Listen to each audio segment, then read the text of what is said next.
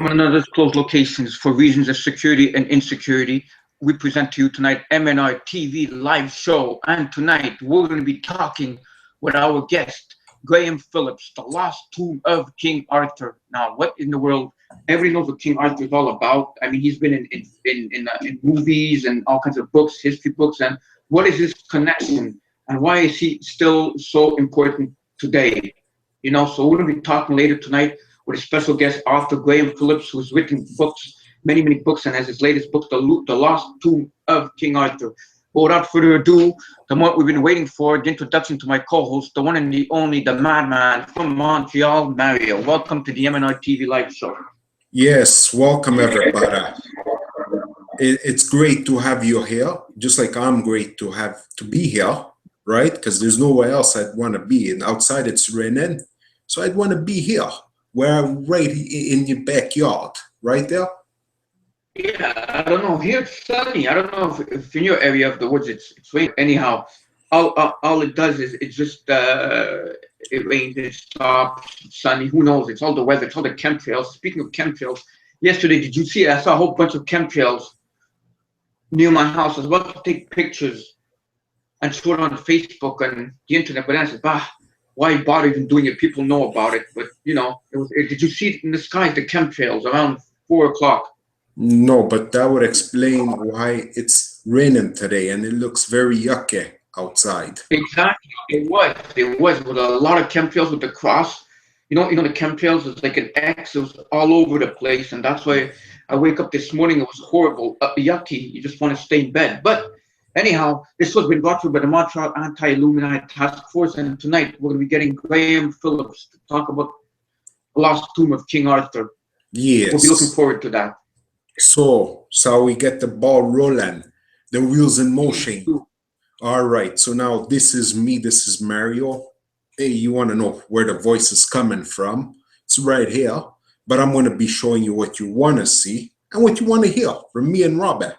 Right, so don't go anywhere. Stay right here. All right, there. So here we go. Here we go. All right. So now we're gonna take it easy and show the blog and do the introduction as usual. Here it is, the MnR production Mariolaur.blogspot.ca. It's everywhere. It's all over the place. Beautiful Montreal right there. And here we go.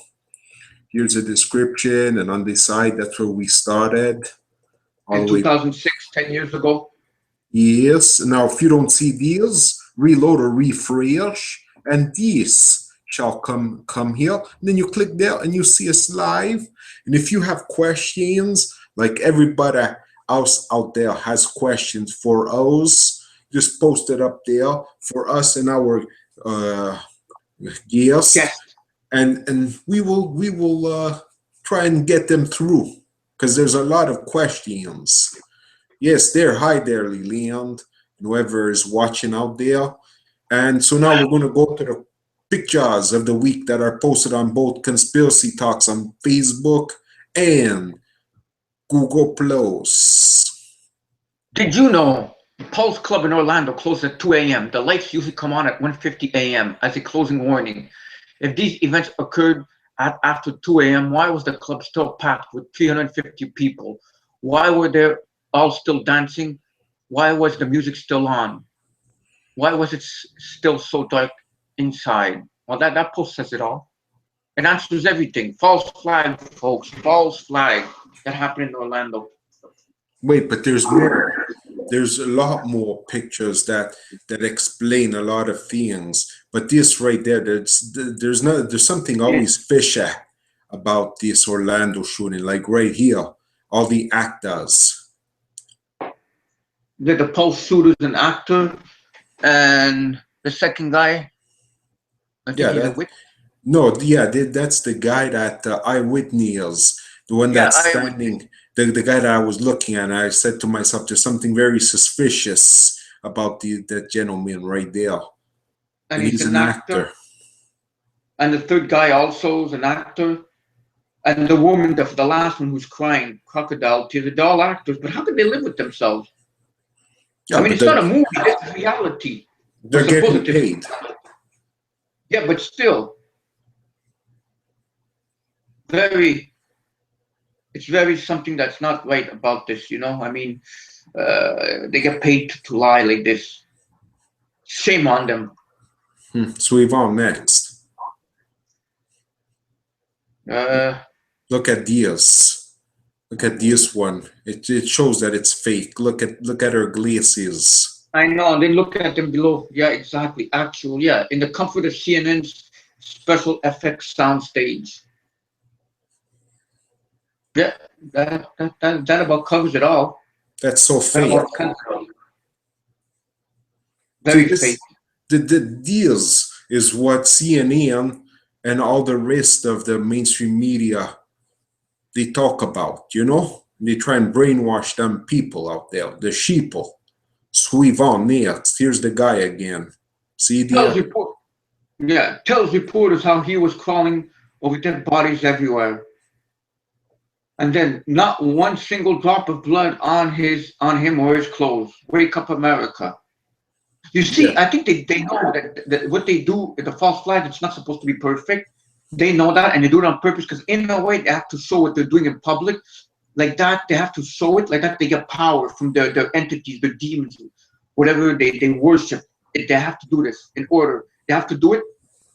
Make sure it's not perfect, and we see in plain sight what's going on that they show, and that's how they get their power. That or they think a lot of people out there are not all there. They think that Well, everybody. that's what they're allowed to do it. But I think that's what they're allowed to do it because that's how they get their power from the demons. This is not a real picture, not a real person. It is painted on CPR mannequin. And doesn't it look like Obama? Yeah, I don't know. Yeah, I don't know what he looks like. That looks like Obama right there. Something else in plain sight. Obama getting CPR. And there's the guy again, running around, the actor. Suivant next. Ain't gonna go see any movies of his. Hey, wouldn't it be weird if the father of the Orlando shooter was actually a CIA agent, asset that has met with multiple members of Congress, and Omar was employed by the same company that has been linked to so many mass shootings? Yeah, it'd be funny. It'd be something. Not funny though in the sense, but it would be odd. It would be surreal, that's for sure. Why don't people open up their eyes and see the If we truth? have to do it for them. Suivant next. Here we go. Omar Mateen, James Wesley Howell, both trained by CIA, 4 others in Virginia, is shooting an explosive, each one of a 3-man team, one for Orlando, one for LA. Omar is sacrificed to make the mission look like a lone ISIS shooter killed 50 people. James got lost in Santa Monica and is arrested by SMPD, who find guns and explosives in his Indiana vehicle. James tells SMPD everything about his CIA training and that Omar was supposed to get away. The FBI shows up and takes over the case and tells SMPD to keep quiet. SMPD reports it all. Your government did. Orlando stopped. Your government did. Orlando stopped talking about Muslim gays and guns. This is a false flag event. Yeah, it is. See, you see, the thing is how many times do they play the same thing on CNN? And so we're doing the same thing. We're putting on a conspiracy talk. We're talking about it on the show, just like what they're doing with their mainstream garbage. Just we're doing it with, you know, how we always do it here on the MnRTV Live Show, right? Yeah. Okay. Islamic extremists don't own your government, your banks, your news stations, Hollywood, all the TV stations, record labels, the diamond industry, radio, internet, the courtroom, your food supply, your water. Islamic extremists aren't giving you and all your loved ones cancer and autism. Then why? Then they don't profit from your sickness. They are beating and killing you under color of law, robbing you, throwing you in a cage, enslaving you. Turn off your freaking TV. Yeah, exactly. TV is the way to control mass media. Whatever is said on TV, oh, it must be true because it's TV. Whatever says in the news, oh, it must be true. They could say anything and it'll be true. right.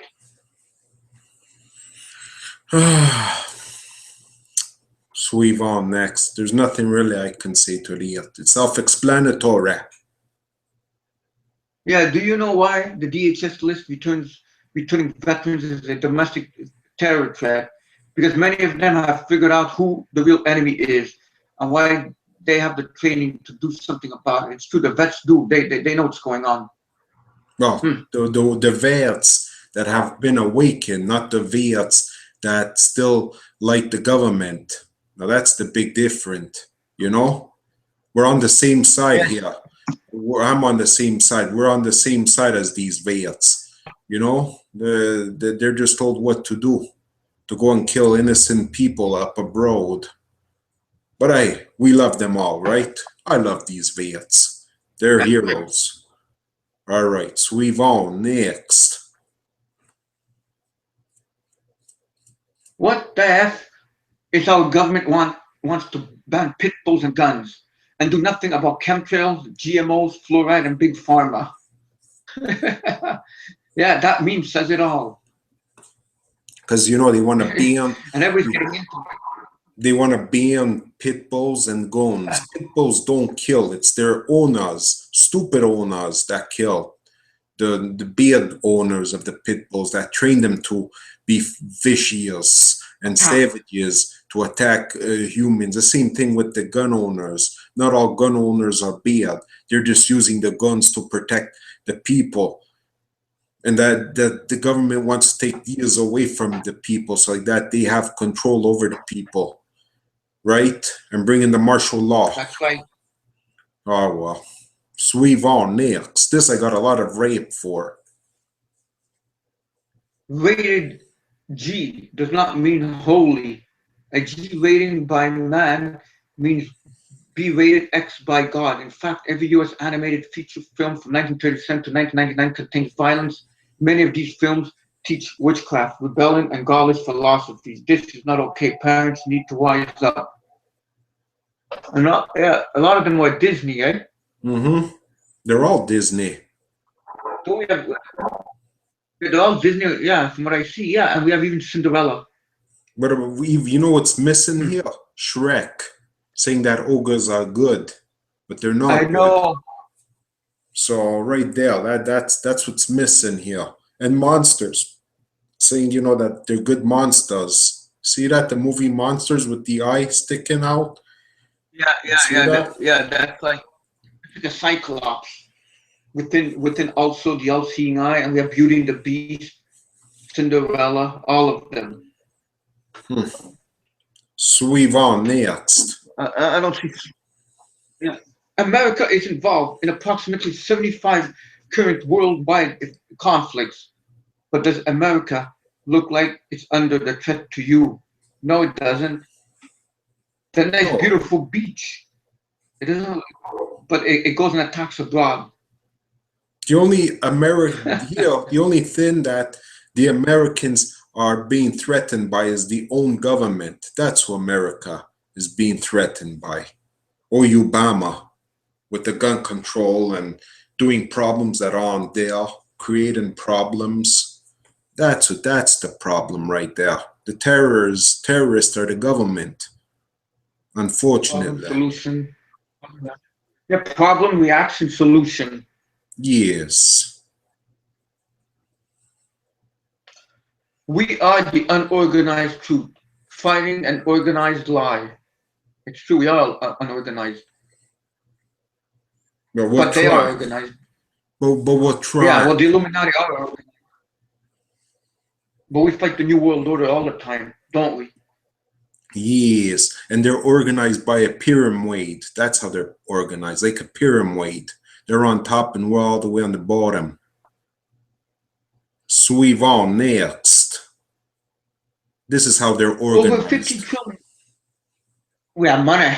Over 50 trillion in gold and oil was stolen in the invasion of Iraq. Remember, Saddam had no weapons of mass destruction and was not involved in 9/11, but his country's wealth was looted nevertheless. They went to Afghanistan to secure the poppy fields and lithium mines by force after the Taliban destroyed all the poppy After that, we went and killed Gaddafi in Libya to gain control of his 22 plus tons of gold, the 30 trillion plus river pipelines that would have brought Africa back to life. The diamond, silver, and other deposits all around the world. There is war and genocide for gold, oil, drugs, and other natural resources, and all of it goes back to the Rothschilds, Vatican royals, and all. Yeah, Rothschilds. Number one, the Vatican and the royal family. Damn them all. And the third Curse 10. them all for doing such things. Hey? And the third 10. And who? The third 10. Well, yes, and the 13, yes. We tend to forget about the 13 bloodlines. Yeah, exactly. But Rothschild is head of the 13 families. So the 13 are behind it. And Rockefeller. And you know how we feel about the 13. I mean, that is a very, very dangerous group, the 13, folks. I mean, I haven't specified in a while, but yes, the 13 are very dangerous. And we're under Hitler's. All right. Next. Who wants change? Everybody. Who wants to change? Nobody. Look at their eyes. Exactly. So F you to all of you. That's what I say. They don't want change. They want everybody. They just want everything handed on a silver spoon. As long as they go get their next Samsung phone or iPhone. That's all that they care. The next version. Well, you know who wants to change? All the viewers watching the MnRTV live show. They're the ones that want to change. People. I'm saying we're talking about the general mass population that have no idea what's going on, or too in town, who are too into their cell phones.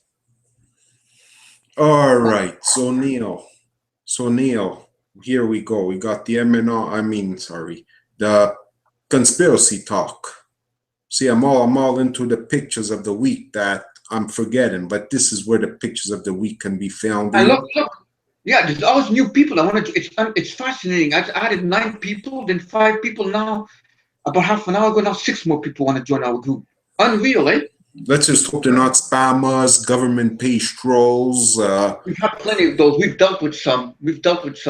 Been called all kinds of names, which I won't delve into now, because if they're watching, it might give them ideas of other people. But yeah, we've been called all kinds of names and everything. But if they don't show any respect, they're out. That's right, because we're not going to deal with that. So if you want to watch this week's show or the upcoming shows, just very simple. Click on the picture or click on the blog right there, and it'll bring you right to our more recent show. Well, bring you to the blog so you can interact with us and do what you want to do and what needs to be done. And that's what's happening on the Chatango. Let me take it right there from the top so that people can see. Hey there, Paula. Nice to see you on here. All right. So now, shall we go to the news of the week? Yes. Because a lot of things happened. A lot of things that we got to cover. Right there? That's right. And by the way, all these links will appear underneath in the description. So you people out there, you can go and look into it and see what we're talking about. Strange. How did Orlando victim Antoine Devon Brown die in Pulse nightclub shooting when he was killed in 2013 in West Virginia? You see, and just Lalana was just asking how that people can die. Well, if you put up people that died already, and you see that they died but they're already dead, there goes how come people died, because they're already dead. According to media reports, Antonio Devon Brown was one of the 49 people killed in Orlando on June 12th, except Anton Devon Brown died in a shootout in 2013 in West Virginia. Strange. 2 guys with the same name, approximately the same age, both being killed in the shooting crime years apart. Gee, what are the odds? Here are links to the recent Orlando gay nightclub shooting. Reports the victim as Anton Devon Brown, whose age is 30. And this, of course, was posted on the Conspiracy Talk by someone. I don't know if I want to mention his name. He might not like it, but No, maybe don't mention unless he asks. But yeah, one of our members on the Conspiracy Talk, which is wonderful. Thank you for helping us out. So you see what goes on. You see what goes on there. I mean, we'll go to the next one because there's something else that hit home last week. Well, was on, I believe it was right on Thursday, right here. ISIS kill list includes names of 151 Canadians. Many of the list of victims are previously social media hacks. Okay, now this is pretty interesting right there. As we go down, there are 151 Canadians about to get an uncomfortable phone call from police. It may go something like this. It's probably nothing but your name appears to be an ISIS kill list. Imagine getting that call. Imagine being the constable assigned to make it. CBC has obtained a copy of the list, which contains the names, an email, and physical address of some 8,300 people around the globe. It's hard to tell what unites them. The Canadians' names are mostly of women from predominantly small centers in Canada, although there are some from large cities too. And the names are not handpicked. There's a lot of theories as to how the names goes on the list. What seems clear is that they weren't handpicked. They don't appear to be people targeted for who they are or what they have said or done. It doesn't appear that the names were entered manually. Some appear multiple times. Analyzing the Canadian data, CBC has learned that most email addresses, 7% appear to have been hacked at some point, either in an old LinkedIn hack or one from MySpace or Adobe. It is possible the information from those hacks was simply pushed around from group to group. Current information may exist in public domain. The Middle East Research Institute says it first uncovers the list on pro-ISIS accounts from social media platforms like Telegram. MnRTV's Elliot Zwig says the first call was to the police. It's a large list. It would be difficult to follow through on them, but it's something we've shared with law enforcement, and they're taking seriously, presumably proceeding upon. He said, we know the right places to go to, the right accounts to link up with, the right people to contact, the right forms to be present. It came to us. It wasn't something that was overly difficult to find. Yeah, right. Sounds more like think the it's all CIA. bogus. No, I think it's the CIA. They have all this information. They're just putting the blame on ISIS as usual. That's what I think. Yeah. No? Did you get a phone call yet? No, not yet. Well, why would they put EOS? Then people really get suspicious. You know? Yeah, if one, I think it's more BS than anything else. Right. Oh, for Canadian sure. List. There's no such More thing. BS. Now this one, hold on there, Robbie. This one is very, very important, because as we like to talk about the globalist, and there he is, Soros, the globalist. Look at this. Soros Rothschild warn of Brexit doom. Osborne threatens with suspending market. The big guns are officially out. All right, let's see, folks. But of course they're going to say it's doom, because they're globalists. They don't want to break up Europe. They want to bring it together. Let's see what the 13 are saying. Just yesterday, we recounted the story Black Wednesday, when on September 16, 1992, the UK was forced out of the EU's exchange rate mechanism, or ERM, when the BOE tapped out and allowed the British pound to float freely, leading to 15% losses on the sterling. And as we noted, this was George Soros' infamous trade, which broke the Bank of England and made the Hungarian richer by over 1.5 billion. 24 years later, Soros is back, and this time he's warning against the kind of devaluation that made him a billionaire, which he believed will be unleashed by Brexit. When in a Guardian op-ed, he wrote that UK voters are grossly underestimating the true cost of a vote to leave the EU, saying that there would be an immediate and dramatic impact on financial markets, investment prices, and jobs. He predicts that the pound would decline precipitously, seeing a gargantuan drop of at least 15%, possibly 20%, to below $1.15, considering it has ever become plenty for analysis to come up with even doomier forecasts, or just how low cable would plunge in case of Brexit. We are surprised Soros stopped there. But folks, Soros is just a globalist. He's just part of the Illuminati, the 13, and he's an underling actually of the 13, and he's just no good. And notice Very how bad man. notice how he puts fear in people. See how he's putting fear? Fear mongering, exactly.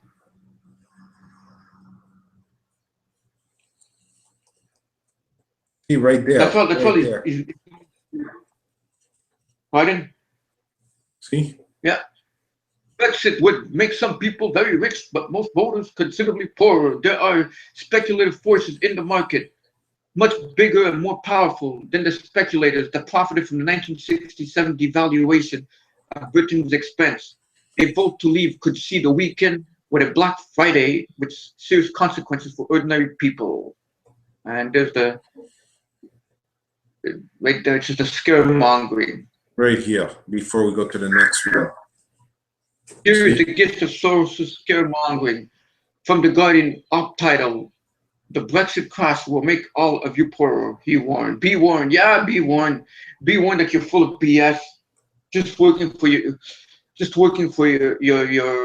boss is the 13. And look what it says, that Jacob Rothschild himself, the big kahuna, right there. Jacob Rothschild himself, who said in another op-ed, this time for the Times, that leaving the EU could be to a damaging and disorderly situation in the UK. He urged Britons to vote remain. Just like Soros, Lord Rothschild, suddenly exhibiting a rare strain of humanitarian concern, said readers should not risk the well-being of our country, and European countries are better off together. Right? And they even call him Lord Rothschild. There's only one Lord to me, and it's Jesus. It's not Lord Rothschild. Yeah, but that's a small L. You see, that's a small L. So, yeah, they wrote it in L though. But yeah, Rothschild. He wants to be the king. That's what he wants. Any thoughts about that on here?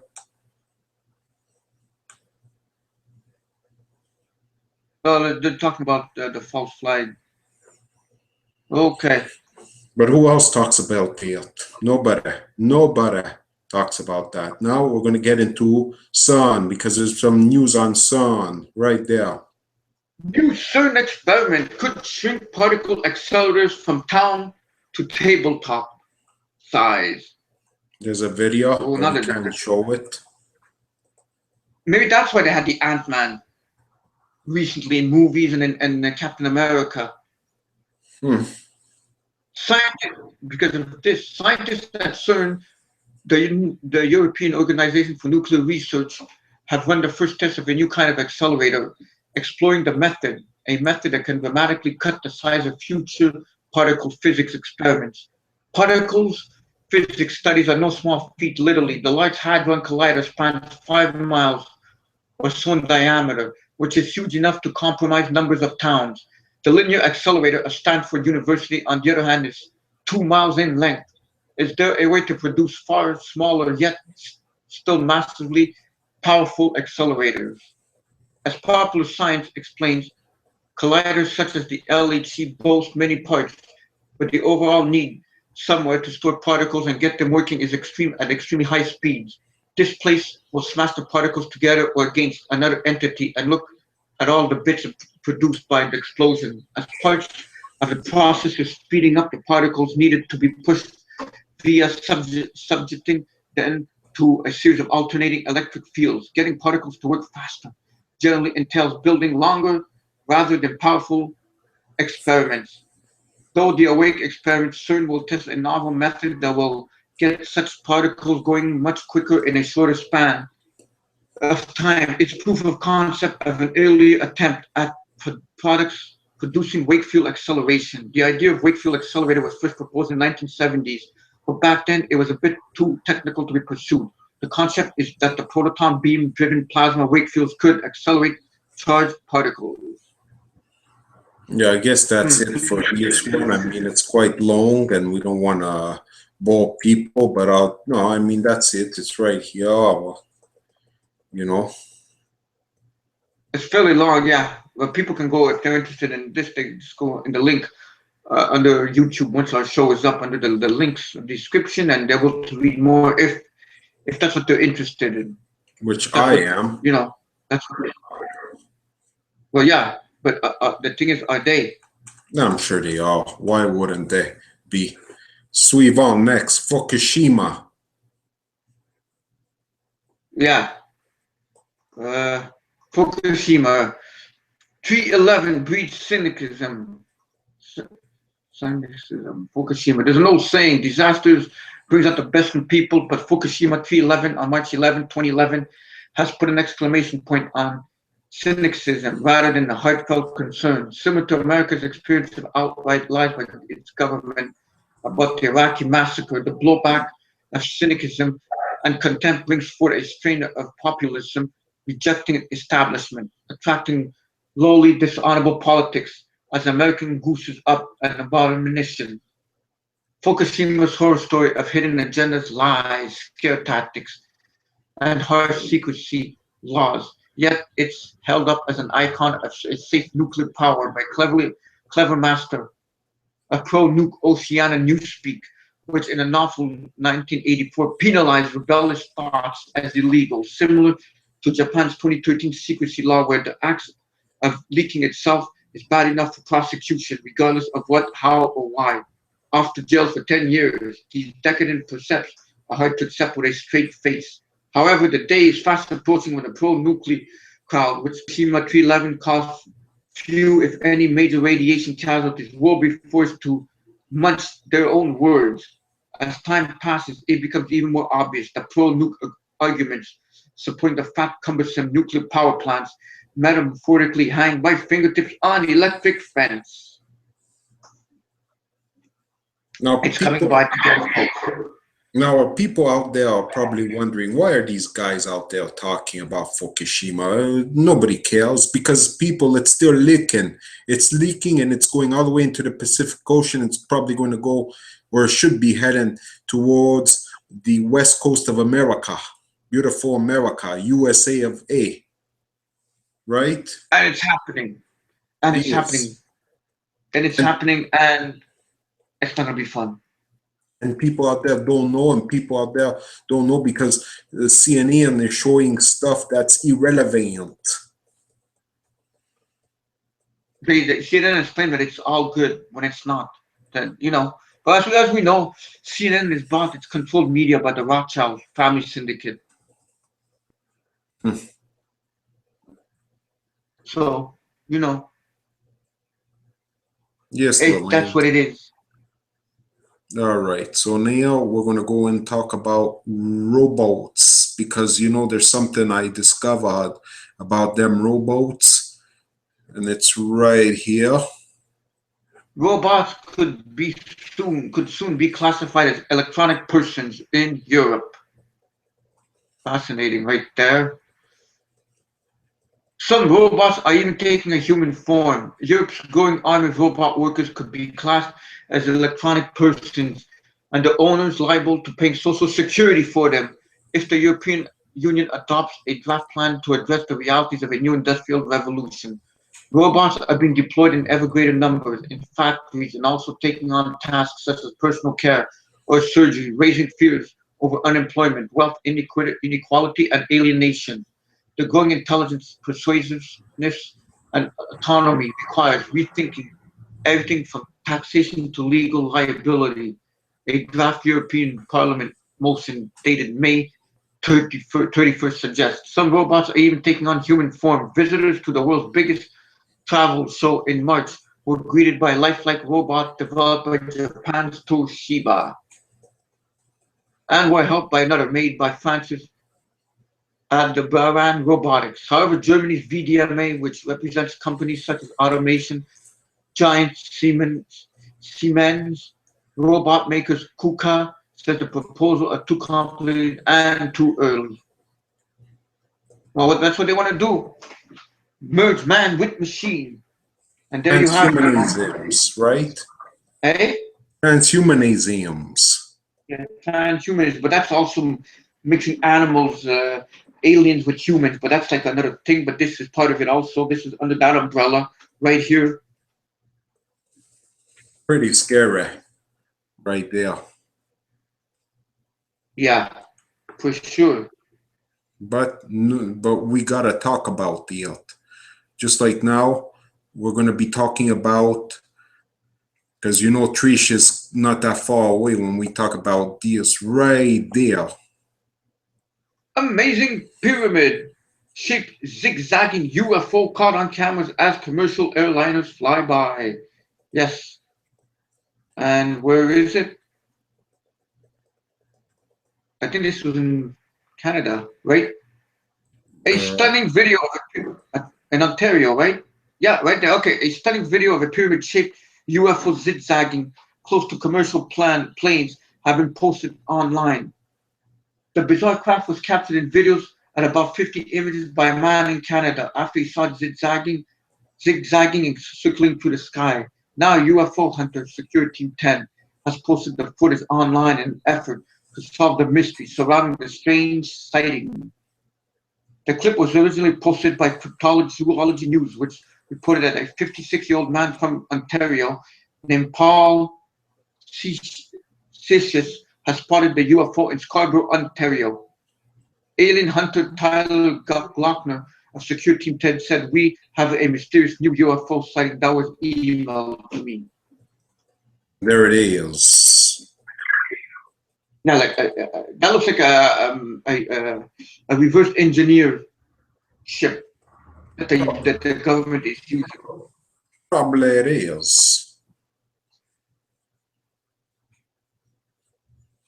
Exactly. And there's another picture right there. Right there, the picture right there, and it's zigzagging. Too bad we didn't see it, but wait, it's just the commentators claim the UFO could be a TR-3 Black Manta, a secret triangular-shaped surveillance aircraft developed by the United States Air Force. So if that's the truth, what is it doing in Ontario? Why are they spying on us? For what? Because they like to spy on us. It's power to them. It's all about power to them. That's why they're spying on us. Yeah, they're going to come back and you know, say that they're our creators, but they're not our creators, you know. So I think we just lost Robbie, but he should be coming back. All right, welcome back there, Robbie. You know. Some kind of glitch over there, but it's okay. I mean, it's better now than later on, no? There's always glitches, right? Oh yeah, for sure. So what's the next article right here? No, it's not the article. It's the break. Trish. Trish is getting ready. Trish wants to come on and talk a little bit and tell us. Yes. She wants to tell us what's going on. Yeah, so we'll be back after a break with our guest Graham Phillips, who we're talking about the lost tomb of King Arthur. So here she is, man. Do the introduction. All right, so don't go anywhere, people. Stay around because here she is. Here's Trish. Graham Phillips. Click on image for large photo. Graham Phillips has always been noted for his meticulous historical research, depth of vision, and ability to follow the threads of a mystery throughout history. New Dawn. Graham Phillips has been one of Britain's best-selling non-fiction authors for over 20 years. In the 1980s, after working as a radio journalist and broadcaster for the BBC and editing a popular monthly magazine, Graham turned his talents to investigating unsolved historical mysteries. He has since written 12 books which are in print around the world and have been published in many different languages. His first books were co-authored with Martin Keatman, and from the start the authors adopted a unique and adventurous approach to their research. In the 1990s, Graham and Martin searched for the truth behind the timeless legends of King Arthur and Robin Hood. In 1992, King Arthur: The True Story became a bestseller when the authors uncovered dramatic proof of Arthur's historical existence, and 3 years later their discovery of an ancient burial site that may have been King Arthur's tomb was filmed live for national television. Graham and Martin's Robin Hood: The Man Behind the Myth, published in 1995, not only showed that the Sherwood outlaw was an historical figure, it also revealed a true story that was in every way as spellbinding as a romantic myth. Graham and Martin's last book together, The Shakespeare Conspiracy, created academic upheaval and spawned an international controversy by uncovering sensational evidence to show that William Shakespeare had not only been a playwright, he also worked as a government spy.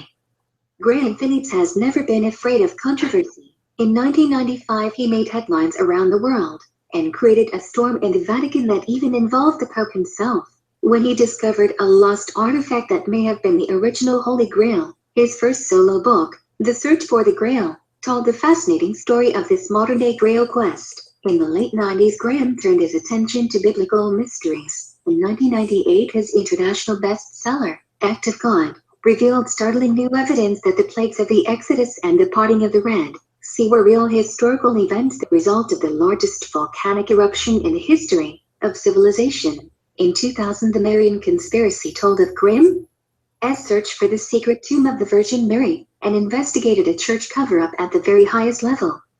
His book, The Moses Legacy, examines the work of eminent archaeologists and biblical scholars, and pieces together remarkable evidence to show that the Old Testament is far closer to the truth than many historians believe.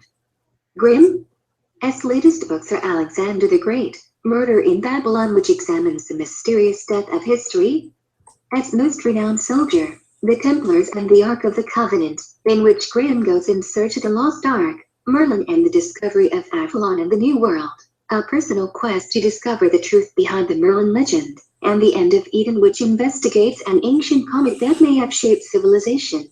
Critics often wonder how Graham has managed to solve so many historical enigmas. The answer is that he employs a hands-on, investigative approach to his research that gives him a cutting-edge advantage. By collating evidence from many different subject areas, such as archaeology, history, and Egyptology, he is able to gain an overall perspective that those tied to a particular discipline are often prevented from doing. More often than not, he has simply applied himself to a mystery that academics have been unwilling or even afraid to touch. Thank you very much there, Trios. Yes. I mean, Graham Phillips, he sounds very, very interesting right there. Exactly. Wow. Exactly. We're going to be getting him on soon to be talking about King Arthur and a whole lot more. I mean, folks, if you have any questions, put it in the chat room and Mario will be sure to give it to me. Any questions that you may have for our guest coming on, Graham Phillips, which we see right there on the website. So, yeah, right there. And I'll be trying to get him on in a couple of minutes, a couple of seconds. Very soon, in fact. And it says Arthur Graham Phillips is an adventurer, a historical detective, a modern-day adventurer. I like that. And a real-life Indiana Jones. So that'll be pretty good, I think, folks. And he wrote a lot of books, and I can't wait for him to come on and talk about all these books. Well, he's going to be talking about more King Arthur. I always get confused, but it's right there, King Arthur. But look at all these amazing books. He just wrote all these books. Wow, it's like, you know. Let me try getting him on. It's like unbelievable. I can't believe we're getting something. This is very, very exciting. I can't wait, people. Who can't wait? I mean, I'm very excited we're getting him on. I get excited whenever we get all of our guests on. I'm excited even when we do these shows, you know. But here's the wonderful Chitango. Feel free. Hello, Mr. Graham. Welcome to the MnRTV Live Show. How are you tonight, sir? Very well indeed, thank you. And where are you right now? Are you in England? I'm in England, yes. It's about 1:15 in the morning here. Oh, you must be very tired, sir. I'm sure I can stay up for the show. All right, it's only 1 hour, so it's not that bad, the show. So, welcome to the MnRTV Live Show, and can you tell us a bit about yourself and your work to my audience? Yes, I am a historical researcher. I investigate various paranormal phenomena, and I also investigate historical mysteries. And the book I've written about just recently is all about the story of King Arthur. And yeah, and what a fascinating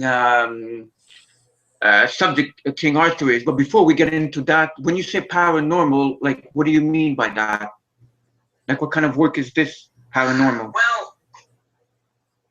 Well, many years ago, I investigated various ghost stories and UFO reports and things for a magazine called Strange Phenomena. And I got very interested in all of the mysteries that I investigated. But in the end, I found historical mysteries most interesting of all. In particular, mysteries that involved hidden or lost artifacts, and strangely enough, the search for lost historical tombs. So I kind of moved into that in the end, rather than just investigating the paranormal. Well, yeah, we have a lot of paranormal people that can do that, but this sounds really fascinating. Have you been into tombs like Indiana Jones and on some high risky adventures to get your information? Yes, there was a tomb that I investigated that was in Petra in southern Jordan, which was said to have been, if anyone of your listeners has ever been to Petra, if they haven't been to Petra, I'll just describe it. It's a city in the middle of the desert that was built during Roman times, and there are many tombs there carved into the sandstone rocks. It was actually used as the scene in the Indiana Jones film, the one that he goes in search of the Holy Grail, and the place where he eventually finds the Holy Grail, the outside of this tomb, was actually filmed at the place that's actually there that you can go around now, the old Roman ruins of Petra. And it was in one of these tombs that in the Middle Ages, the Knights Templars, the Crusader Knights, claimed that they had a large golden casket, which they believed was the Ark of the Covenant, as described in the Bible, the golden chest that was used to contain the Ten Commandment tablets. And I've been following the research for a number of years, trying to work out exactly where these Knights Templars, who came from England originally, claimed to have found this, what they believed to be the Ark. And eventually it got narrowed down to this tomb in this dry sandstone valley. And we went into it, myself and others, and while we were inside, we were wandering around all these different passageways, and while we were inside, there was a rock fall, and we almost got stuck inside, so that was a real Indiana Jones adventure. But ultimately, we discovered from the local Bedouin people who live around there that there was writings done in the Middle Ages which mention about how when the Templars found this golden casket, they took it back to England with them when they eventually withdrew from the Holy Land. So it was a bit of a waste of time going to this tomb, but it was certainly exciting and, well, had a close brush with death, I think. Wow, you must have been frightened. You must have been like, "Oh my gosh, is this the end of me? If I get out of this alive, no more adventures." We're thinking like that. Absolutely.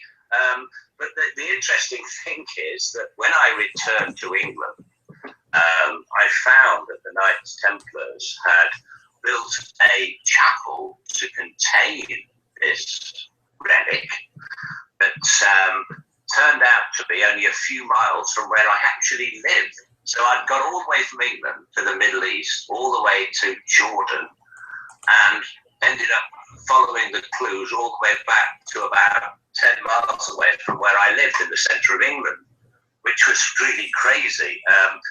But ultimately, I discovered that the Knights Templars, eventually, when the last of them died out in England in the mid-1300s, that there were basically the last of them to survive in England were killed off by the Black Death, which swept Europe in the mid-1300s.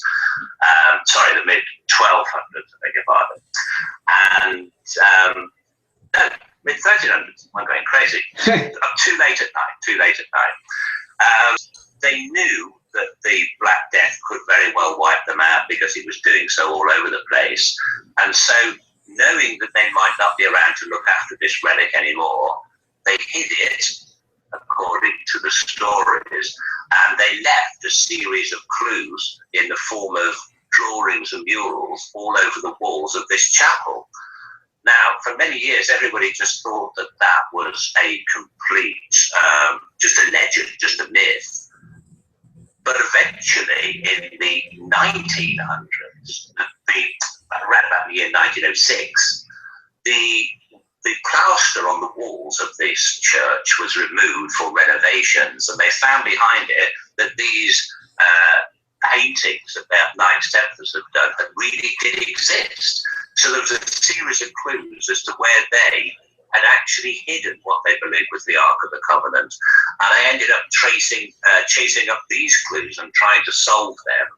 And eventually, cutting a long story short, it led to a small holy well that was beside a lane in a small English village, where another chapel had stood in the Middle Ages.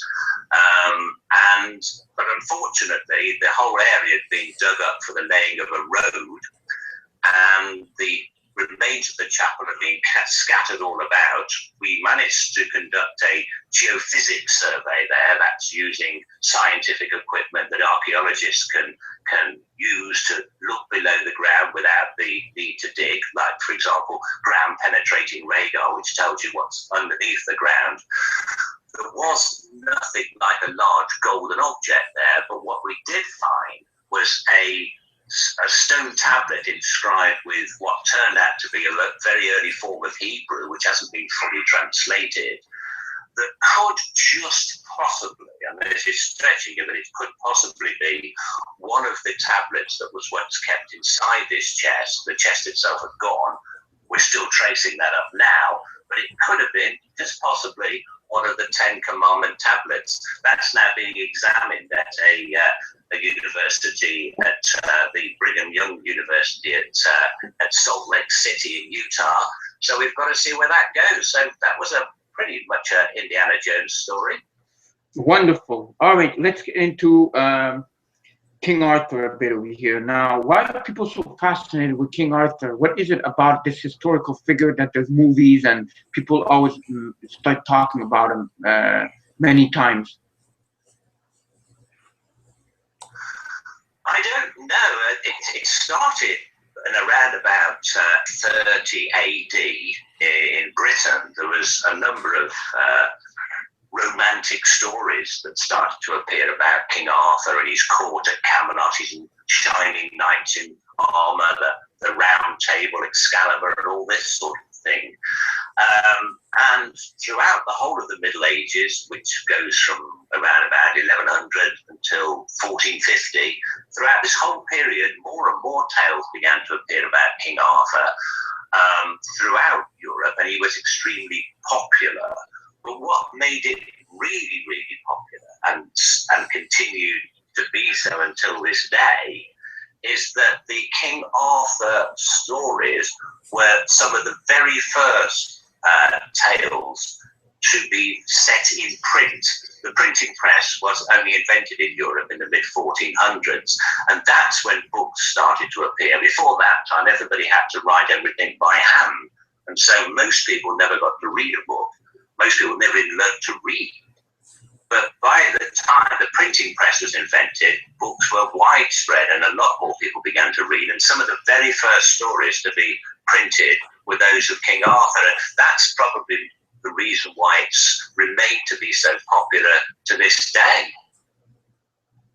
That makes a lot of sense. So, did King Arthur actually exist, or is this a fable? Is there any proof that he actually existed? Well, the King Arthur, as he's portrayed in these romantic stories of the Middle Ages, clearly didn't exist. I mean, he finds dragons, he rescues damsels in distress. He's a sort of, he's the James Bond of the Middle Ages. I mean, he clearly didn't exist in that form. But what's interesting is that a few hundred years before the first of these romantic tales was written, there is a book of history, a history book written by a monk called Nennius in about the year 830, a British monk. And he wrote the history of Britain. And in it, he includes King Arthur as an historical figure. He actually says that around about the year 500, King Arthur united the British people in a fight against some invaders from Germany, known as the Anglo-Saxons. And he managed to unite the various warring factions in Britain as to one overall unit and managed to push back the invaders. And but the thing is that he is described in this historical work simply as a warrior, a great king, not in any form that involves dragons or damsels in distress or anything like that. He is portrayed simply as an historical figure in a book of history. Now, the problem is that around about 500 AD, the time that he's said to have existed, and there seems to be, you know, as I say, from this monk, the writings of this monk, it seems possible that he was a real figure. The problem is at the time he's said to have lived, Britain was in a right state. It was in what's called the Dark Ages. The Roman Empire had collapsed, and the Romans had left Britain in the 400s. And after the Roman occupation, Britain fell into a state of anarchy almost. The country divided up into lots of separate kingdoms.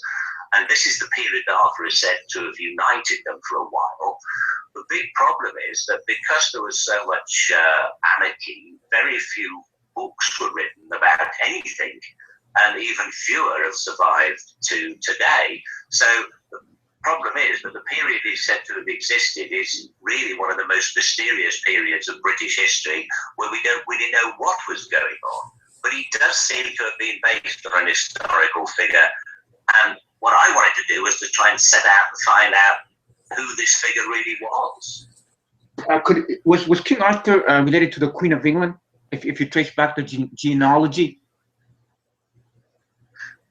Not the present Queen of England, but what is very interesting, it's interesting you should ask that, because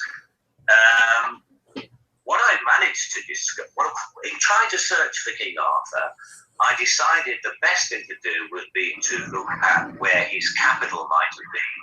Now, in the legends, Arthur is said to have ruled from the magnificent city of Camelot, the most sophisticated and powerful city in the country.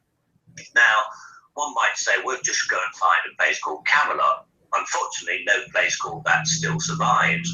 But it seems unlikely that if Arthur had ruled from anywhere, it would have been called Camelot, because that was the invention of a poet in the 1100s. Before that time, Arthur is said to have ruled from this magnificent city. It seems that the name had been forgotten over the centuries. But archaeology has now shown us that the capital of Britain at this period was a place called Viraconium, which was in the centre of England. It was an old Roman city, but it kept being occupied after the Romans left. London had been the main capital, but that had been invaded by the Anglo-Saxons in the east, which left this city of Viraconium as the capital. Interestingly, unlike London, which is now a modern city, any old remains would be under modern streets and office blocks. But Viraconium, its walls and its foundation stones can still be seen in open countryside.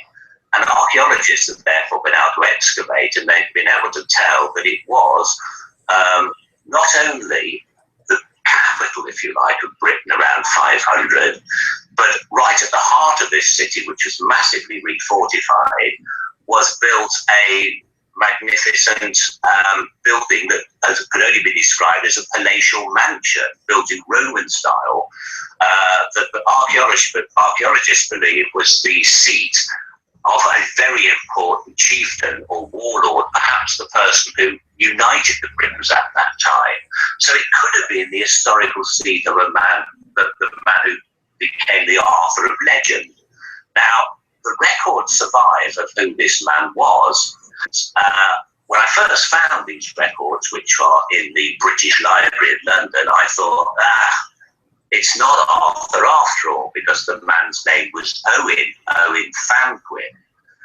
But another monk who was writing within living memory, one of the few writings that survive of that period, a monk called Gildas, who was writing within living memory of the time that Arthur is said to have lived, refers to this warrior Owen by his battle name. Now, a lot of warriors at this period were given honorary titles of animals, like if you were particularly cunning, you might be called the fox, or had good vision, you were the eagle. They had these animal names, which were titles, and he refers to Owen under his battle name in Latin, Ursus, which means the bear. Now, if you take the word for bear back to Brythonic, which was a language spoken by the British at that time, the word for a bear is Arth, A-R-T-H, which could very easily have become Arthur, in my opinion anyway, as the years went by. So the man who ruled from the most powerful city in the country at the time that Arthur is said to ruled from the most powerful city in the country was actually called Arth. But in other words, he'd gone down in history under his title rather than his personal name. Now, here we come on to the Queen of England. The warrior Owen, who I believe was the historical King Arthur, his family tree, his descendants, a list of them still survive in a series of genealogies preserved at the British Library in London. And when you trace them all the way down, you find out that his direct descendants eventually became the Spencer family, of whom Princess Diana, who married Charles, was one of them. And her son, William, Prince William, is second in line to the English throne. So he is actually a direct descendant of the historical Arthur, if my research is right, whereas the Queen herself isn't. But when William takes the throne, he will be the first of Arthur's bloodline, if you like, to have succeeded to the throne of England since Arthur himself. Is that William's middle name is in fact Arthur. Wow, that is fascinating. That's like, I don't know if it's general public, but maybe many people don't know about it, but it's really fascinating. Gosh, I mean, I'm just blown away by this information that William could be related to.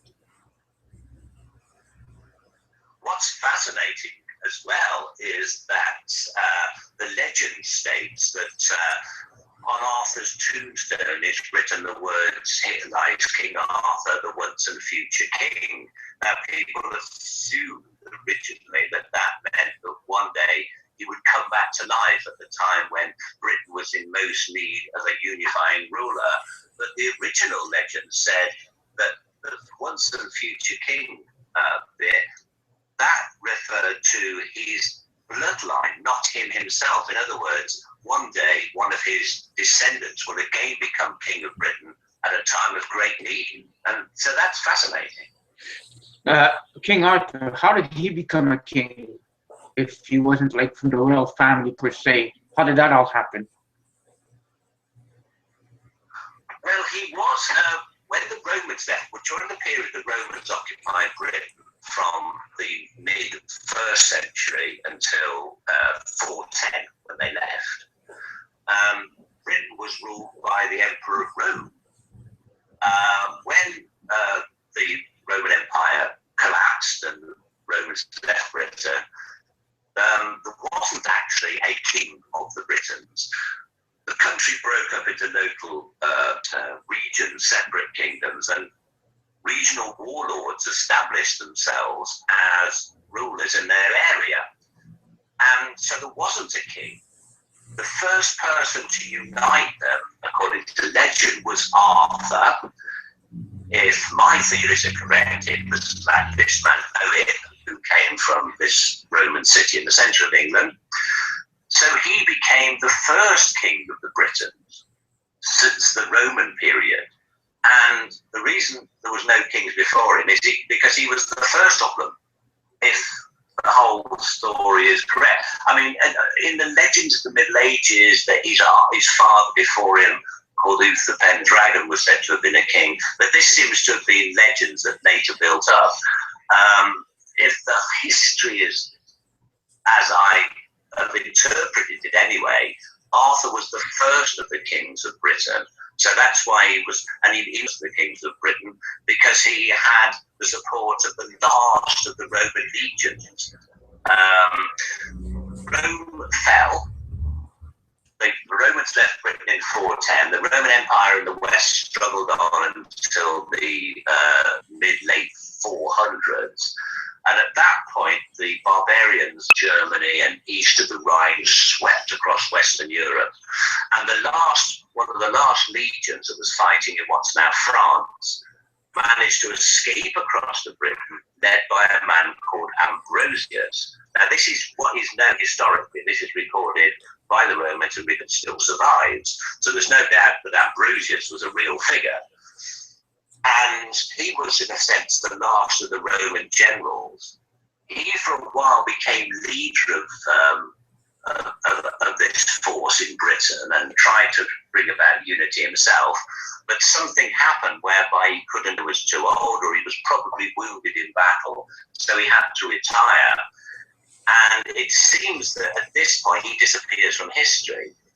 But at this point is when Arthur appears on the scene in the legends of later times, and also in the work of the monk Nedius. This is when he tells us that Arthur then becomes king, and he is actually helped and guided by Ambrosius, it would seem. Now, what is very, very interesting is that in the very earliest King Arthur stories that were written in the Middle Ages, Merlin's real name was Ambrosius. Merlin is yet another of these battle names or titles. The word Merlin in Old Brythonic, the language spoken in Britain in the Dark Ages, is the word for an eagle. There is in fact still a bird of prey called a Merlin today. So the real name of Merlin, we're told, is Ambrosius, and it could very well be that this is the same Ambrosius who tried to unite the Britons, brought one of the last Roman legions into this country, and established a situation where Arthur could then become a king of the whole country, and continued, when he became older or was wounded, to advise Arthur, and became known as Merlin, the real power behind the throne. So that's how basically Arthur became king, and that's how Merlin might fit into it. Merlin, wasn't he a magician? A black magician or an evil magician of some kind? He was supposed to be actually a white magician, he's more like Gandalf in The Lord of the Rings than an evil magician. And he's said to have used magic to help Arthur secure the throne. Well, there being no magic involved, but what we do know about Ambrosius, his time, is that there were people in Britain who were known as Druids. There are still people today called Druids, but they don't really have any direct connection back to the ancient Druids. But these were the priesthood of the Celtic people who lived in Britain at that time. And the Celtic priests would often be trained in all sorts of medicinal arts. In other words, they could use herbs and plants as medicines, which very often got them the name of it being somebody miraculous, like a magician. Also, they were able to use what we'd probably today call hypnosis. And because of these sorts of abilities they were trained in, these skills they were trained in, they became well respected and almost idolized as having supernatural powers, and were considered to be wizards or magicians. And this is possibly what may have happened to Ambrosius, that he, once he retired, in order to have the respect of the British people, he also became one of these druids. So not only is he able to advise Arthur in a military capacity, he's also able to appear to the people anyway to be this very wise and supernatural person, because he knows all about medicinal cures, and he may know how to do what we now call hypnosis. So he was kind of like almost like a doctor of some kind, and people kind of magician who casts evil spells and like some kind of warlock. But it was just like more of like a healer than anything else. Yes, in fact, the earlier stories say he also had the gift of prophecy. In fact, a series of ancient prophecies, surviving writings that have been attributed to Merlin. Whether he was a prophet or not, who knows? Certainly, the prophecies he made, if he did make them, a lot of them came true. He apparently foretold that when after Arthur died, that Britain would eventually be conquered by the Anglo-Saxons, which it was. England, the name England, in fact, comes from the name Angleland, the land of the Anglo-Saxons, and the original British themselves were pushed further west into what is now. So he may have had the gift of prophecy. He was certainly right on that score. Yes. Who were the Knights of the Round Table? In the medieval romances, the knights are often portrayed as wearing medieval plate armor, the shining armor, and they were said to sat around this round table so that none of them could sit at the head of the table and be considered the leader of the bunch. Now, historically, around 500 AD, warriors wouldn't have dressed in plate armor. That wasn't invented for many centuries later. They would have been more like Roman-style warriors. And one would wonder why would the people of the Middle Ages portray them as being medieval-style knights? Well, the answer to that is that medieval writers very often portrayed stories of ancient times in their own historical context, because they had no way of knowing what people would have looked like centuries earlier. For example, if you see medieval paintings of the crucifixion, you will see that the soldiers around the cross aren't dressed as we would now recognize Romans to be. They're dressed in armor. They're dressed like medieval soldiers because they didn't know what they would have dressed like. That is why we get the idea of knights, people in armor, where in reality they wouldn't have been knights, they'd have been warriors dressed Roman style.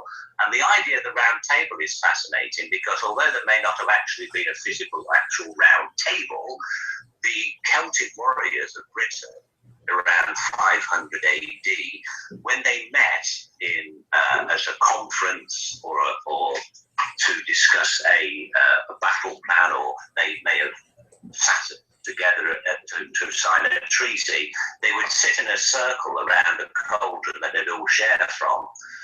And they would specifically sit in a circle so that nobody could sit at the head of the table. So that may have been where the story or the legend of the round table came from. But another thing that's interesting is that we have in the Middle Ages, the stories portray Arthur as living in one of these medieval castles, a great huge Gothic castle with battlements and turrets. Again, those would not have existed in 500 AD. What the historical fortifications of King Arthur's time would have been like would have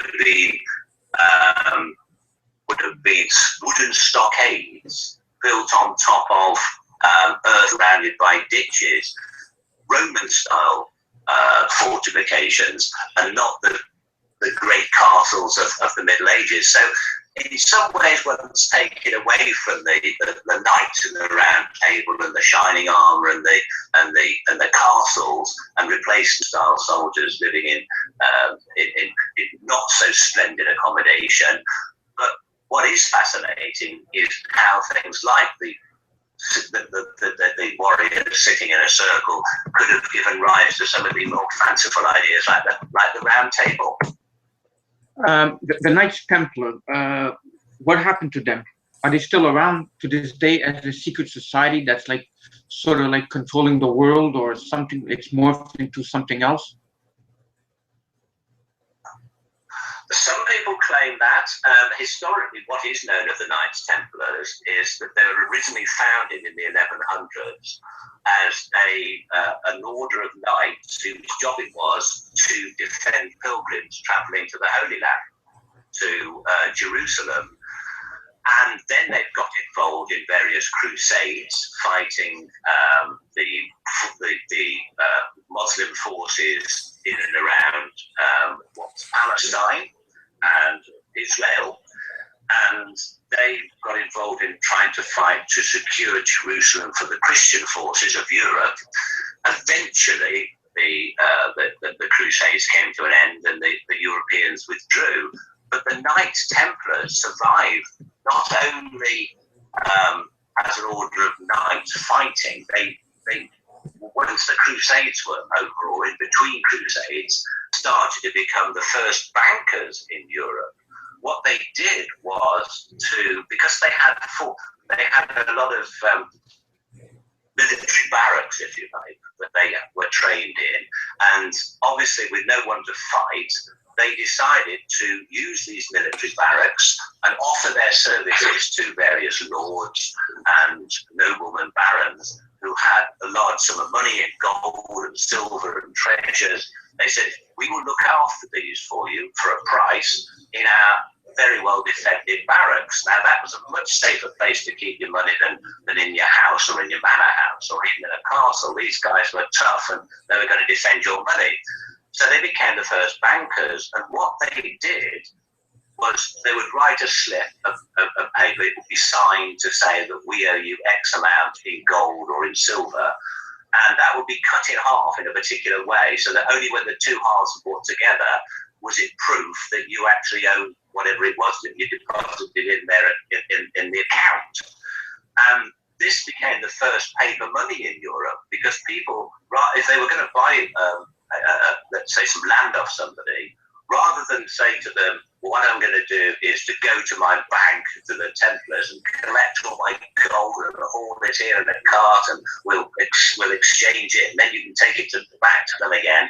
There is a paper so that then they could collect them, the treasures of the gold if they wanted to. So the Templars became very rich off being the first bankers and the first creators of paper money in Europe.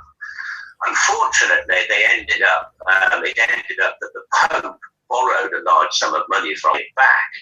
So also did the King of France. So eventually, in 1307, the King of France and the Pope, between themselves, conspired to try and get rid of the Knights Templar, so they didn't have to pay them back this money. So they trumped up all these charges that the Knights Templars were involved in witchcraft and heresy, and had them arrested. And they were arrested in 1307 throughout a lot of Europe, throughout France. In Britain, the king here didn't get on very well with the Pope, so they managed to survive in Britain for a bit longer, and eventually they were wiped out, as I mentioned earlier, by the Black Death. But the Templars were supposed to have been pretty much, most of the leaders anyway, were burned at the stake, and the order was disbanded. Well, clearly a lot of these Templars managed to escape into hiding, and they did have extreme wealth that they'd accumulated. Not only they'd accumulated money by being these bankers, but they'd also, when spending time in the Holy Land in Jerusalem, had claimed to have found all sorts of sacred objects, not only the Ark of the Covenant, but other things, the Holy Grail, the sword that is supposed to belong to King David of the Bible, and many other items. All these treasures that they had were never found even although the Pope and the King of France managed to get away with not having to pay them back the money they owed them, between them they never managed to find the wealth that the Knights Templars are said to have had.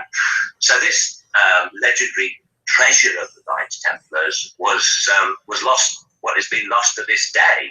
But some people believe that the Knights Templars continued on, that this treasure was hidden away in some secret underground vault somewhere, and certain Knights Templars knew of this location, but because the Templars had been outlawed, over the years, membership of this secret society was passed on, as an underground movement, and there are certain people today, some people would claim that are still Knights Templars. They've had access to this great wealth for years, so they've been able to invest it, and they have power throughout the world. But whether I don't know, but all I can tell you is about what's historically known about the Knights Templars. But they're a fascinating bunch. But as a secret society, did they have any secret rituals that they would do? The Pope claimed they did. They were said to have worshipped the severed head, and they were said to have also worshipped a demon, according to what the Pope claimed, called Baphomet, which is a goat with it's a kind of Pan-type figure, a goat, but a goat that with sort of man's body, but goat's legs and a goat's head. And they believed that this was the devil. Again, these stories were probably made up. If they did have any kind of secret rituals they did, it's more likely that they would have been based on something called Kabbalism, which is an ancient form of Jewish mysticism to do with how you use meditational techniques, something like Buddhist meditation, in order to leave the body, if you like, as an astral spirit and travel up through higher astral planes and communicate with angels and spirits and this sort of thing. But exactly these rituals may have entailed, I basically have no idea. Something maybe like the Freemasons do today, but not being a Freemason, I'm not really quite sure what they do. Ah, yes, it's true. The Freemasons, that's completely different from the Knights Templar. Speaking of getting back to King Arthur, was King Arthur's tomb ever found? Well, if I'm right about King Arthur being this historical figure, Owen Van Gwyn, the bear, then I know where his tomb is, because the whereabouts of Owen's is recorded in a work that survives from around about the year 650 AD, and it's at the Bodleian Library at Oxford University. And in this work, it talks about the burial sites of the kings that ruled from Biriconium. And we know from that Owen is buried in an acre of land at a place called the Churches of Bassa. I searched around the area of the city, this old Roman city, to see if there was anything that sounded like that, and there was. About 8 miles to the north, there's a place called Bass Church. Bass Church, Churches of Bassa.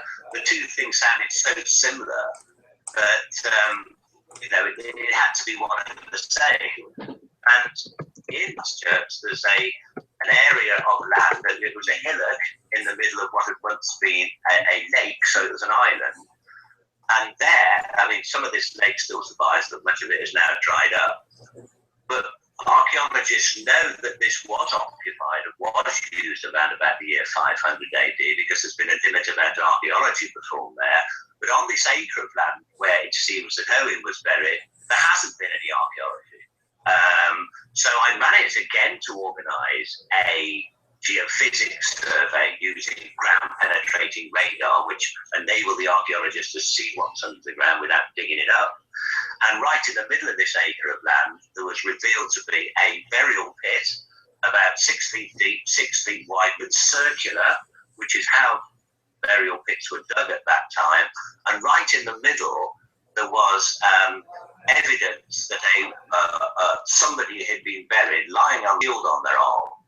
Now, we can't dig that. That is exactly the way that warriors tended to be buried when the King Time Arthur is said to have lived. So I'm pretty convinced that this is the site of the grave of Owen. And if I'm right about it being Arthur, then I have found the grave of King Arthur. And unfortunately, at the moment, we can't dig there. It's on private land. We probably could get, the permission from the landowner to dig. But it's also a protected monument because it's known to be old. And we have to have government permission to actually do a dig. And we're trying to do that at the moment. Wow, that is fascinating. If you found King Arthur's tomb, that would make worldwide news. I'm sure it would. That's for sure. Well, yes. Yeah. Well, I'm hoping we do find it. Yes. All right. What can you tell us about Excalibur? The interesting thing about Excalibur is that this was one of the stories involved with the King Arthur legend that I really didn't think was going to be based on reality. But because the story is that when Arthur lies dying after his last battle, he asked one of his knights to throw the sword into a nearby lake. And when that happens, the arm of this mysterious water nymph called the Lady of the Lake rises from the surface, grabs the weapon and takes it down into the crystal depths. And that just sounds unbelievable. Right. But what's fascinating is that at the time that Arthur is said to have lived, there was a tradition that when warriors were buried, their sword was thrown into a sacred pool or lake as an offering to a water goddess. And I think it was based on that original ancient funeral tradition that the story of the Lady of the Lake eventually evolved. And considering that this goddess, and the Romans tell us that the Britons did this, that they threw these swords to a goddess called Viviana. And in the earlier stories of King Arthur, the Lady of the Lake is called Vivian. Viviana, they're so similar that I think one was based on the other.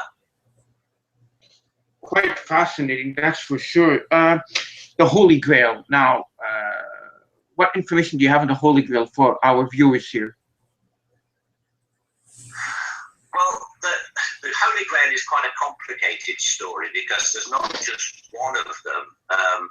The story that became the most popular in the Middle Ages is that the Holy Grail was the cup that Jesus used at the Last Supper just before he was crucified.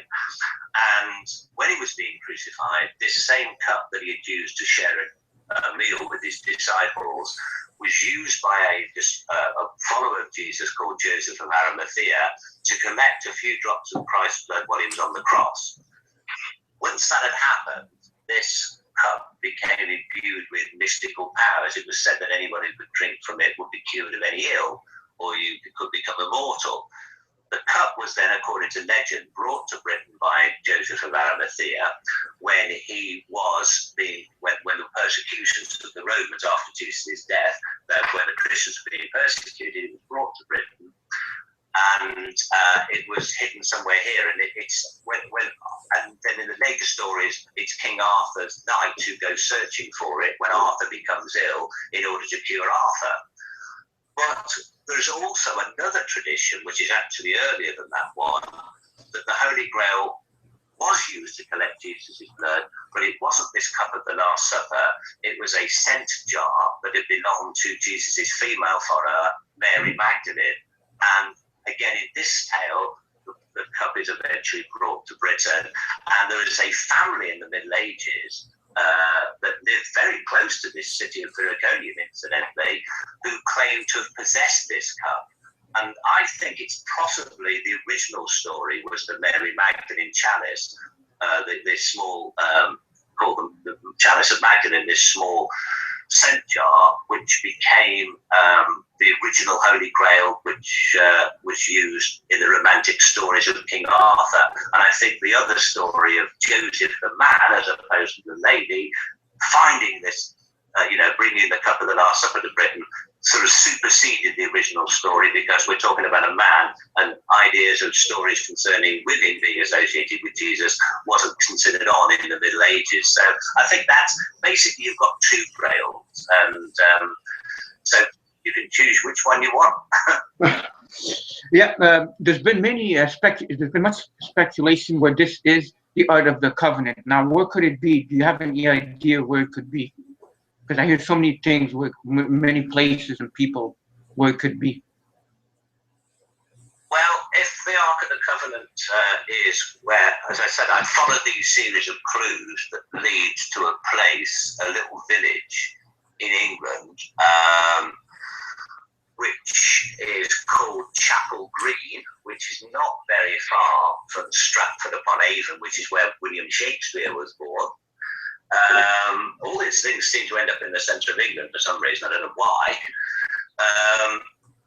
And in this little village, I believe, if my research is correct, and I have followed these clues that the Knights Templars had left on the, in the paintings on this church, if I follow those correctly, it was the site of a chapel, little tiny chapel, where they eventually hid the Ark, or what they believed was the Ark that they had brought back from the Middle East. As I say, we've had a ground sensing radar and geophysics scan there, and there is no sign that there is a great gold object. I mean, this thing is a big golden chest, and there's nothing down under the ground at this site, matching that description. But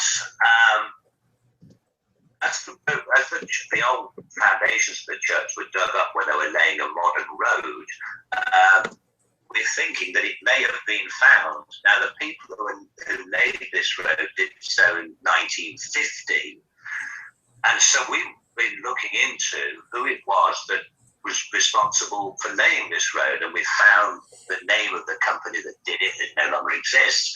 But what is fascinating is that the man in charge of these labourers that dug up the road was a modestly wealthy man. He lived in a reasonable sized house. But in the 1950s, he suddenly became extraordinarily rich and built this very big house. Then he died, and we don't know what happened to his descendants. So did he find the Ark? Is it somewhere in the family of a person who was a builder that then became extraordinary? I don't know. I'm following up that particular alignment. Oh, that's wonderful. I mean, we would love to find what the Ark of the Covenant is. Getting back to the Holy Grail, do you think it has mystical powers? If we're able to find it, do you think we can heal from whatever ailments or become immortal? Well, I managed to trace the family, as I say, that claimed to have had this cup of Mary Magdalene, which was said to contain Jesus' blood, which, as I say, I believe became the Holy Grail in the early stories. The family was named the Peveril family, and they lived in a place called Whittington, at a castle known as the White Castle in Whittington in central West England. And what's fascinating is that they claim that this cup was the Grail. The earliest stories about King Arthur say that the Grail was hidden in a castle called the White Castle, somewhere called the White Town. Now, Whittington is the old English for White Town. So, for certain, I believe that the legends of King Arthur, the White Castle, the White Town, come from this real White Castle in this town of Whittington. And the family, the Peverils, had this cup that they believed was the Grail. So I thought, maybe they just made up that they had a cup and they called it the Grail. But whatever it was, I think it started the legend that became associated with King Arthur. I wondered what had happened to this cup they claimed to have found. And what is fascinating about it is that their descendant in the mid-1950s, a man called Thomas Wright, he didn't bear the same name as them because his mother had been the last of this family. She was a Peveril. After she died, he apparently claimed to have inherited this small chalice, and he had no children to pass this on to. So when he was growing older, he decided to hide this cup himself. Again, another Indiana Jones quest. He hides this cup, and he leaves a series of clues as to where this was. And one of the main parts of these clues is a stained glass window that he had designed and paid to be installed in his local church. And in this stained glass window, it contained a series of clues, one of which pertained to a statue of an eagle, which once had been caged nearby where he lived. And in the 1920s, a small green cup was discovered in the base of this eagle statue. And I'm convinced it was the cup that this man Thomas Wright put there, and therefore probably is the same cup that was claimed to be the Holy Grail. And I managed to obtain it from the owners and was able to take it to the British Museum to have them have a look at it. And to be honest, I just didn't think there was anything in it. It's no much bigger than an egg cup. And it's made out of green alabaster stone. And when the British Museum saw it, they said that, immediately they said, this looks to be a Roman scent jar. Well, that's exactly what Mary Magdalene's cup is supposed to be. And I said, well, you know, how old is it? They said possibly around 2,000 years. They even managed to work out from the type of stone it's made of that it may have come from the Middle East area. So it not only could come from and be as old as the period and time and place where Jesus actually lived. I mean, it could be a genuine item. I don't know. But I personally did drink from it at one point, and this is the really holy wine. And I haven't been particularly sick since I drank from it. So whether this is the Grail, whether I live forever, we'll have to see. Exactly. One of my audience members has a question for you. Has any Templar treasure or Templar artifact ever been found at Rosslyn Chapel in Edinburgh? I've never really researched the Rosslyn Chapel legend, unfortunately, but it is claimed. Remember, I said there was two Grails. Yes. This cup that was found at that I was talking about is the Mary Magdalene one. The cup of the Last Supper, Holy Grail, for another legend, is said to be hidden in one of the pillars at Rosslyn Chapel, and it's said that the Knights Templars had it, and they hid this cup there. I believe, but I haven't done this, been involved myself, that this of they've done X-ray scans of this pillar, and it does seem there's something hidden inside it. Whether they're knocking that down as we speak, I don't know, but apparently there's something hidden there. So that's all I know really about Rosslyn Chapel, which is that's all right. What can you tell us about Stonehenge? What is this for? Yes. Stonehenge is one thing that everybody thinks about Stonehenge is that it's typical of the stone circles in Britain, and very often in the movies you see people worshipping at stone circles, and there are about 2,000, I think there's actually about 1,300 that still survive, stone circles in Britain, made about 4,000 years ago. And everybody thinks that they're all like Stonehenge with these arches with a stone that's been hoisted on top of two other stones to make these square arches. Well, Stonehenge is the only one to have those.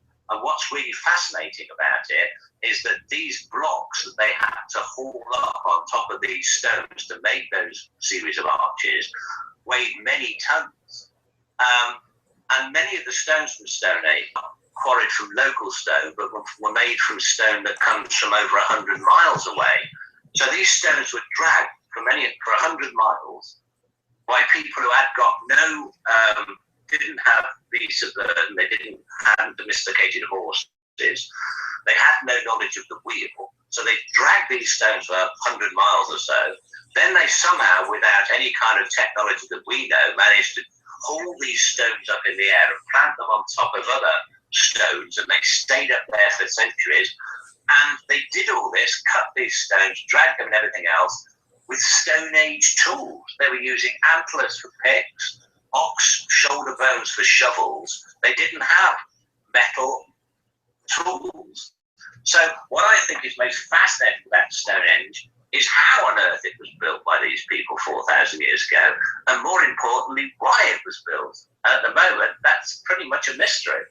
Oh, well, there is much speculation as to who built it and to why. That's for sure. You know, there's many things that people that I've read that it's to open up portals in other dimensions. It's been done by the fallen ones, the Nephilim, and stuff like this. What's your view on this with Stonehenge? Is this a possibility? Well, it's I mean, the fact is that the people who built Stonehenge, just after it was built, that whole civilization, which is known as the megalithic civilization, just pretty much ceased to be overnight in archaeological terms. And there's no real explanation about where they went. There's not enough graves around to show that these people, you know, all died out, or there's not enough bodies, you know, skeletons being found that show they all died of some disease or something. It's almost as if a large number of them just disappeared. And some people believe that they may have even been beamed up from somewhere like Stonehenge. It was a portal to another dimension. No idea. I mean, but that is a theory. The fact is, they certainly had a mysterious end, and abruptly, what an abrupt end too. That's for sure. Getting a bit off topic here. Can you tell us a bit about what is the Shakespearean conspiracy? Oh, the Shakespeare Conspiracy is a book I wrote. Basically, in the days when I wrote that, was 20 years ago, the word conspiracy wasn't a dirty word. These days, I was like, oh, you're a conspiracy theorist. Yes. In those days, conspiracy meant it's a number of people conspiring to cover up something or alter facts, historical facts, to suit themselves for some political reason.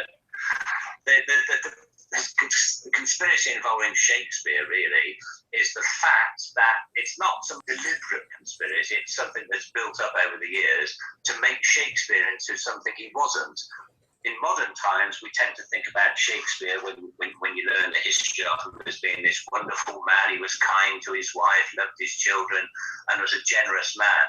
But when I investigated the historical documentation about Shakespeare, he seems to have been a drunk.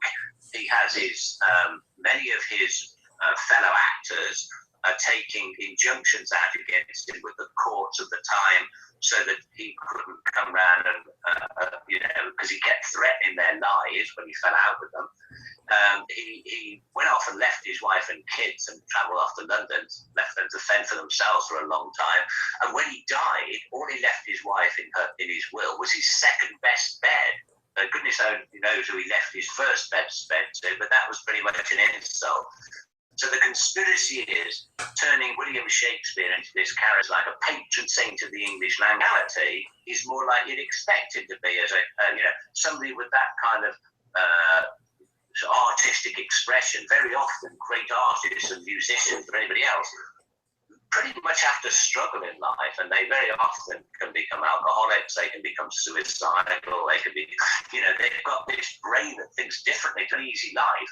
And William Shakespeare seems to have been somebody like this, but over the years this has been lost, and people have turned him into an upstanding member of society that never does anything out of the box, and that's the conspiracy. I'm looking on my screen right now, and you've written so many books about the English folklore in England and history and stuff. Have you ever considered doing anything about Jack the Ripper? I haven't, no. There's been so many things done on Jack the Ripper. I pretty much think that one of the books that's written about him must probably be able to tell us who killed him who he was by now. But I find it such a fascinating case, I mean, it's just mind-blowing how many people that they say that Jack the Ripper, and probably we found him, and it's never 100% been verified. Well, one of my favourite theories, there was a book written a few years ago that Jack the Ripper was in fact an American, and he wasn't English at all. A man called Tumblety, a Dr. Tumblety, who was in London at the time. He was a right weird character. He returned to America just at exactly the same time. I think the Boston he did. But he returned to America at exactly the time that the Ripper killing stopped. But when he was in America some years later, there was a series of murders very similar to the Ripper murders that he was associated with. So that was one of my favourite theories. But as I say, I've only just read the books. I've not done any research myself. Exactly, for sure. Can you tell us just a little bit about Robin Hood? Because he was like he's very fascinating to me. When I was a kid, I used to love reading about Robin Hood. Well, again, we've got somebody here like King Arthur who may have been based on an historical figure. The story becomes exactly who he is. And I managed to investigate the earliest story of Robin Hood legend and found that that there was actually a person called Robert Hood. Robert is in fact the name Robin is a nickname for somebody called Robert.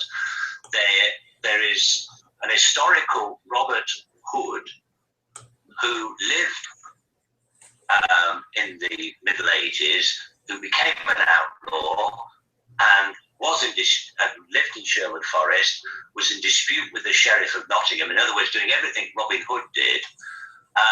And he seems to have been an historical figure, but this is where the legend comes in, because this particular Robin Hood, he may have taken from the rich, but he never got round to giving to the poor. What about his band of merry men? Did that exist also, or was that just fables? Well, it's interesting. There's actually a grave in Yorkshire, because although we talk about Sherwood Forest and we think that Nottinghamshire is where Sherwood Forest is, it was also in York, north of Nottinghamshire.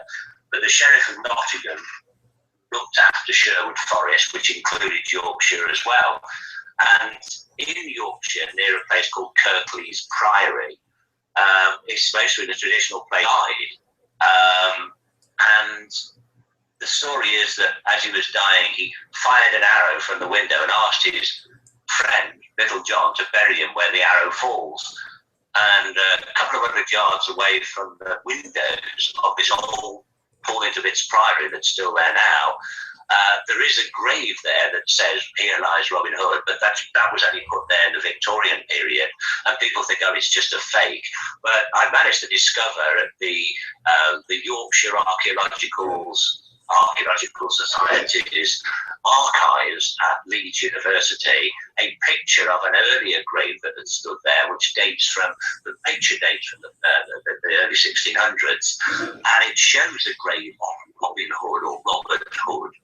So it seems that Robin Hood may have been an historical figure. It could have been buried at this particular site. It's in the middle of woodland and all overgrown. But you asked about the other merry men. Not far from there is a village called Hathersage, and the church there, in the churchyard, there's a grave with a headstone and a footstone about 7 feet apart from each other, and inscribed, no one knows, says, "Here lies Little John, the lieutenant of Robin Hood." So who knows? I'd love it's much more difficult to get permission to dig up graves that are in churchyards than it is to dig up something in a field. So maybe we'll not know for a time yet. That's for sure. So we just come up to the end of the show, and I know it's very late where you are. It's probably 2:15 in the morning, if I'm correct. That's right. So in closing, is there anything you want to say? Do you want to talk about anything? Say about your website, where we can find you, your books, anything that you want to write in the future?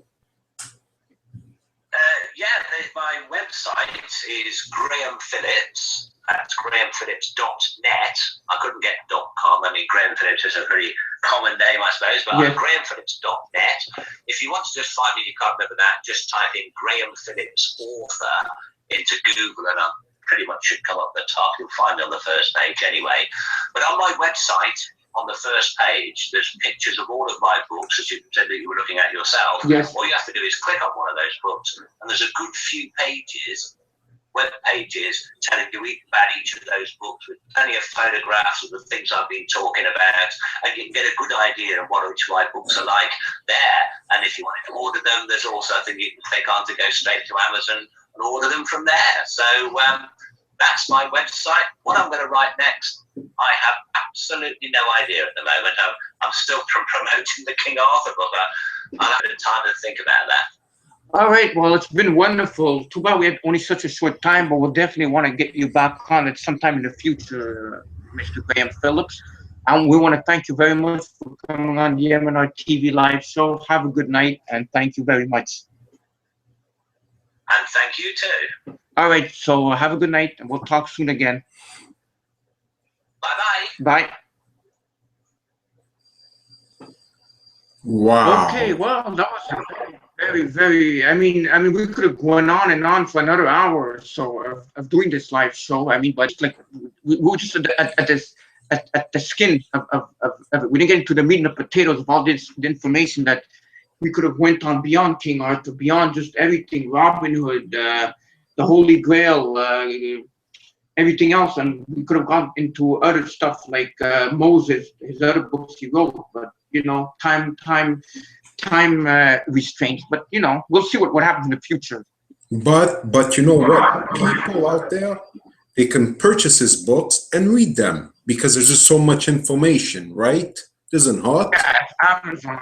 Yeah, at grahamphillips.net, and you can find his books. You could find his website there and go there, and his links to all his different books that he wrote. And Don't forget the work, and they're fascinating. Don't forget that his link to his website is going to be in the description also. So if people are interested, just go down there and click on there, and it'll bring you right to his website, and you can, you know, do the rest right there. Exactly.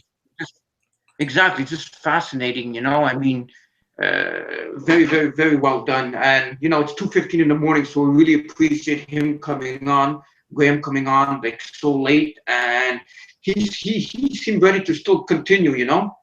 Yeah, he's very kind of very kind gentleman for coming on and talking. Exactly. Well, without further ado, I guess this is it for this week's show. We'll be back next week with another wonderful guest next week. Yep, we've got another guest. We won't say who it is. God willing. God, yeah, exactly. But I'm sure he will, you know. But that's it for this week. And we want to thank you for coming on the MnRTV Live Show. And we'll be back next week.